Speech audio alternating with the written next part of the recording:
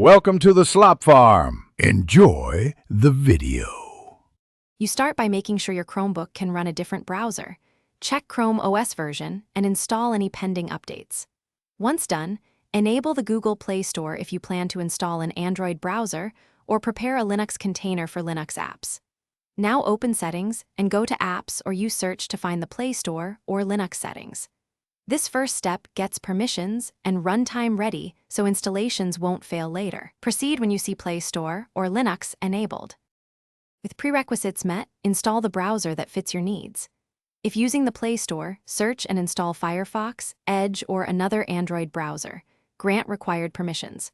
For full desktop browsers, enable Linux Crostini, Open Terminal, and use apt or Flatpak to install, for example.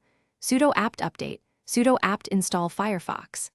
Once installed, make sure to adjust site permissions, sign in if needed, and pin the app to the shelf for easy launch. These choices finish by making the new browser your default. Go to Settings Apps Default Apps and choose it. Then open several websites and enable needed extensions to confirm everything works smoothly. If you run into problems, crashes, missing features, or performance issues, first update Chrome OS and the browser, clear cache and site data, and reboot.